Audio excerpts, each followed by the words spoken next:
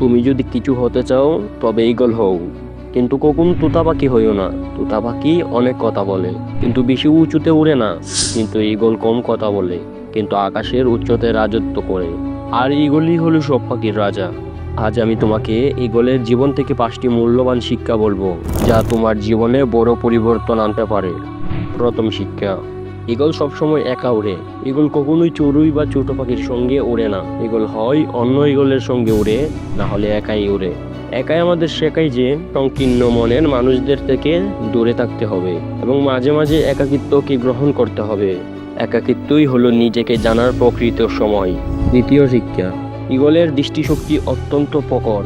Eagle 5 kilometre দূরে থেকে শিকার দেখতে পায়।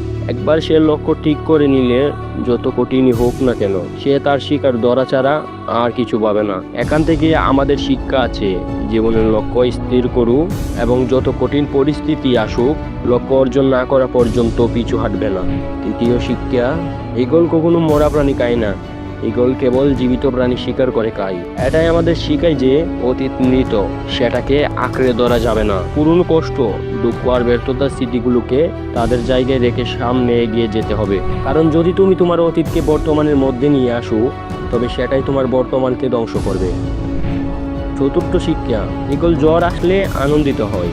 যখন জ্বর আসে সব পাখি আশ্রয় খুঁজে, কিন্তু ঈগল সেটাকে উপভোগ করে।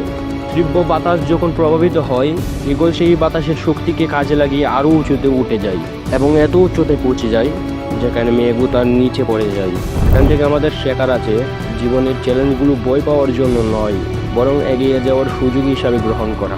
নেপোলিয়ন হিল বলেছিলেন, প্রত্যেক বড় চ্যালেঞ্জের মধ্যেই বড় সুযোগ লুকিয়ে থাকে। তুমি যদি সেই সুযোগ চিনতে পারো, তবে একদিন সব সমস্যা পেছনে ফেলে তুমি সামনের সারিতে থাকবে। পঞ্চম শিক্ষা, ঈগল তার ছানার জন্য বাসা আরামদায়ক রাখে না।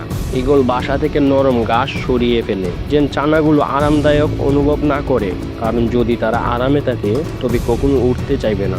ঈগল জানে স্বাচ্ছন্দ্যের মধ্যে কখনোই বিকাশ হয় না, কিন্তু আমরা মানুষ হয়ে অনেকেই এটা বুঝতে পারি না। তুমি যদি সবসময় স্বাচ্ছন্দ্যের মধ্যে থাকতে চাও, তবে একদিন জীবন তোমাকে কষ্টের মধ্যে ফেলে দেবে। তাই নিজের উন্নতির জন্য নিজেকে চ্যালেঞ্জের মধ্যে ফেলুন। তুমি যদি সত্যিই জীবনে বড় কিছু করতে চাও, তবে ঈগলের মতো হও, তাহলে আকাশ তোমার অপেক্ষায় থাকবে।